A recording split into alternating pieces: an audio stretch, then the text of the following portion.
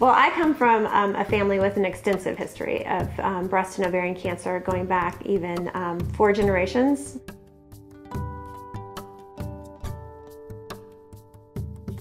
My great-grandmother died when my grandmother was only 18 years old.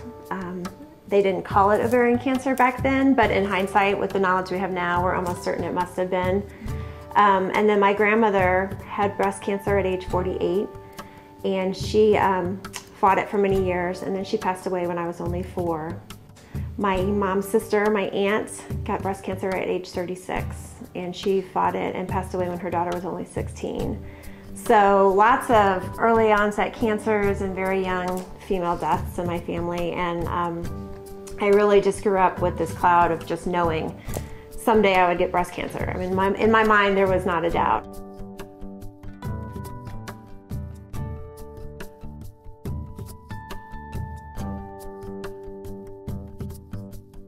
Then one day, my cousin calls, who's 7 years older than I am, so now my generation, and she says that she has stage 3 breast cancer. Her doctors were aware of the genetic testing, and when they saw her family history, they really recommended that she do that.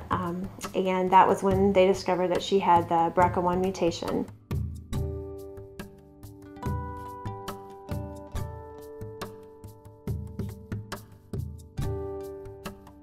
Fortunately, when she did her surgery, they removed her both breasts and her ovaries, and she is fine today, thank God. She was very excited that she had figured out that this was what was going on in our family, and so she called all of the cousins and was really encouraging us to go get tested.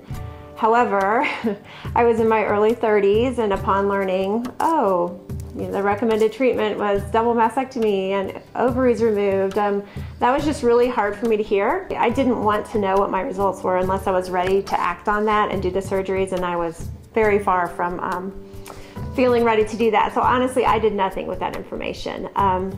However, my uncle is a radiologist in Nashville, Tennessee, and he dealt with oncology patients on a daily basis. So he himself, he saw how important this information could be. And so he was the very first person in our family, which is a male, this is impressive, went and got tested, and he was positive. This is my mom's brother. So he had his daughter get tested. She was also positive. So she went and had, I know with much encouragement, she had the surgeries, the double mastectomy and the oophorectomy. And on biopsy of her breast tissue, she had cancer started in 4 little places. They got it all. She didn't have to do anything else. And I went from thinking she was absolutely crazy for doing the surgery to thinking, oh my gosh, she just probably potentially saved her own life.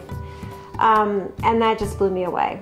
And that was really what it took to get me to wake up to say, okay, I need to really look at this head on. And so I did. I took a period of time and really wrestled with things and prayed about it, and coming to grips with the fact that if I did get tested and I was positive, that I would be losing my breasts and my fertility.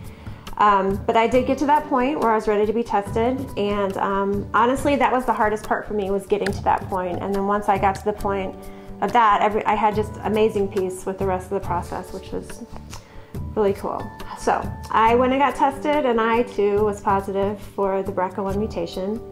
So in 2006, at age 37, I had the double mastectomy and the oophorectomy, and on biopsy of my breast tissue, I had breast cancer started in 3 little places. They got it all. I didn't have to do anything else.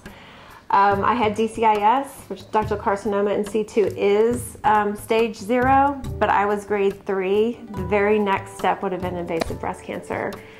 And my surgeon called, I'm standing in the kitchen, and he calls and he says, "You didn't just dodge a bullet, you dodged a cannon." And I just burst into tears on the phone, just so blown away that I had followed through with it and that I had done the right thing. And for me to see my story go full circle like that, it was just amazing. I just feel like I spared, obviously, my kids and my husband, and not to mention myself, much pain and anguish. My advice to anybody with a family history of breast or ovarian cancer is to be proactive. It's a hard thing to do when you're thinking about potentially losing your breasts and your ovaries, but I'm so glad I did it. And knowledge, it's a very overused statement, but knowledge really is power. And the more informed you can be, the better. I would do it all again in a heartbeat. I don't feel any less of a woman because of what I did. In fact, I feel even more empowered because I took the situation into my own hands, which I thought cancer was inevitably going to find me, and I did something about it.